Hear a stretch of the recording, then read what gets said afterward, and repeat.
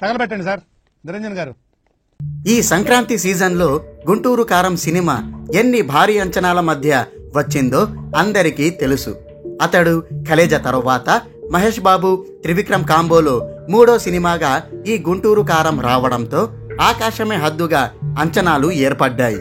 ఇక పోస్టర్లు ప్రోమోలు వచ్చాక మరీ ముఖ్యంగా ప్రోమోల్లో మహేష్ బాబుని ఎలక్ట్రిఫయింగ్ అవతారంలో చూసి ఈసారి త్రివిక్రమ్ ఏదో గట్టిగానే ప్లాన్ చేశాడని, బాబు చేత రికార్డుల్ని మడతబెట్టించబోతున్నాడనే భారీ హైప్ వచ్చి పడింది.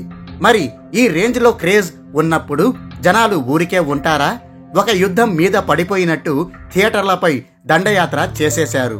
దీంతో ఈ గుంటూరు కారం సినిమా తొలి రోజు బాక్సాఫీస్ వద్ద అర్త్ షాటరింగ్ కలెక్షన్లను నమోదు చేసింది. ట్రేడ్ వర్గాల రిపోర్ట్స్ ప్రకారం ఈ సినిమా 2 తెలుగు రాష్ట్రాల్లో కలుపుకొని 38,90,00,000 షేర్, 52,50,00,000 గ్రాస్ కలెక్ట్ చేసింది.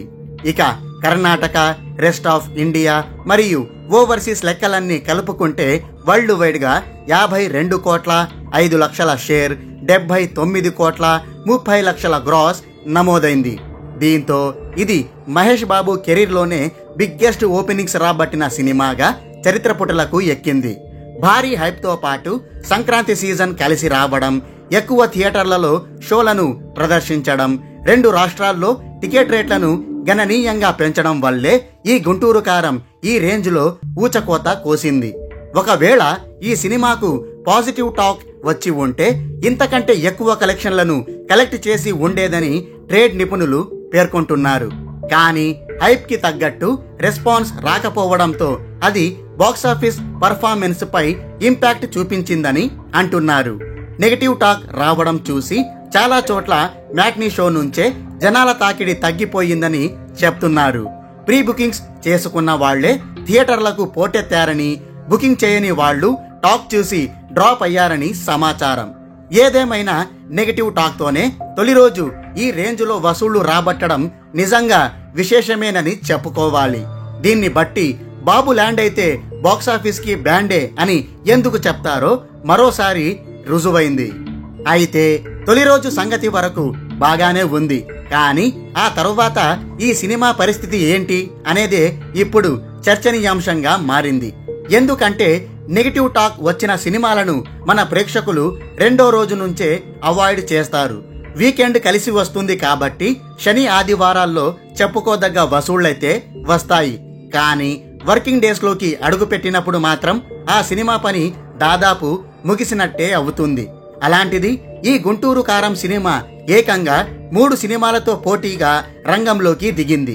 కాబట్టి నెగటివ్ టాక్ తో పాటు ఆ 3 సినిమాలు కూడా బాక్సాఫీస్ వద్ద గట్టిగానే ఇంపాక్ట్ చూపించొచ్చు.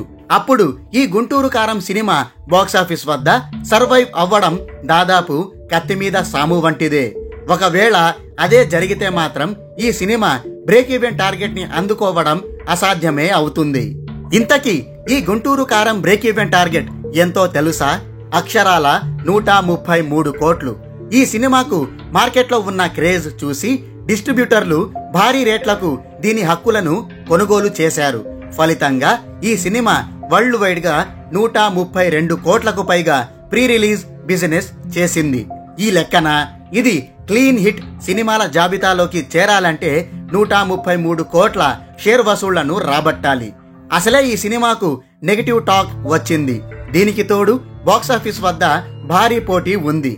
ఇలాంటి పరిస్థితుల్లో 133 కోట్ల షేర్ వసూళ్లు రాబట్టాలంటే అంత ఈజీ కాదు. ఏదో అద్భుతం జరిగితే తప్ప గుంటూరు కారం 100 కోట్ల షేర్ మార్క్ ని అందుకోవడం కూడా గగనమే అవుతుందని అంటున్నారు. చూద్దాం తనకొచ్చిన నెగటివ్ టాక్ తో ఈ గుంటూరు కారం బాక్సాఫీస్ వద్ద ఎలా నెట్టుకొస్తుందో.